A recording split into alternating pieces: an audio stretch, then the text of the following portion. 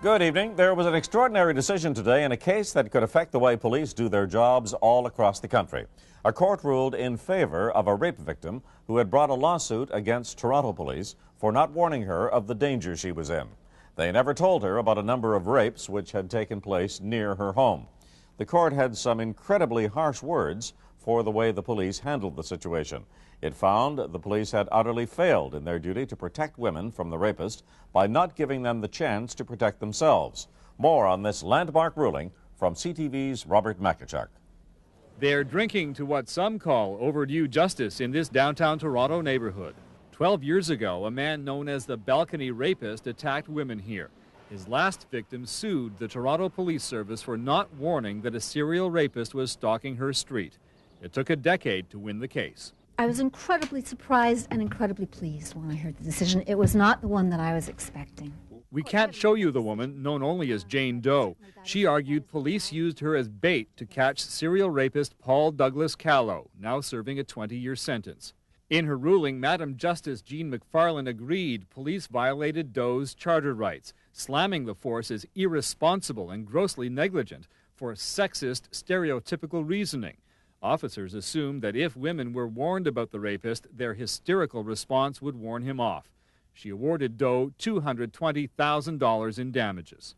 I have been a member of this service for 27 years, and I've never seen anything like this before. They failed miserably in their duty to uphold women's charter equality rights and women's right to security of the person. And I think that that does set a precedent. Jane Doe's lawyers believe the ruling affects police across the country. A police service in Canada today, after this decision has come down, would be foolhardy and would be exposing the taxpayers to potentially severe consequences and liability if the police did not stop to examine their policies and practices and to make sure that the effect of their policies and practices were not discriminatory. Feminists call this a major victory for women, but the implications are much broader. I think it opens the doors for groups that are fighting homophobic violence, issues of ageism, ableism, class, race issues to do with our interaction with the police, to also use the courts to seek justice. Toronto police have developed new policies since the rapes in 1986, but this ruling goes beyond many of those changes. The city may appeal to a higher court. A decision is expected within a week. If it comes to that, Jane Doe says she's willing to fight on. Robert McArthur, CTV News, Toronto. And with me to talk about today's major development, Toronto criminal lawyer Karen McArthur. Hi. Ms. McArthur, how will police forces all across the country now have to accommodate this particular decision? Well, I think they're going to be obliged to warn communities about dangers lurking out there. But at the same time, they're going to have to consider, I think with legal advice, the rights of the perpetrators that they are attempting to apprehend, because they have privacy interests protected underneath the Charter. So that they'll have to warn the community, but, for example, not have widespread dissemination of the name of the proposed suspect or the perpetrator.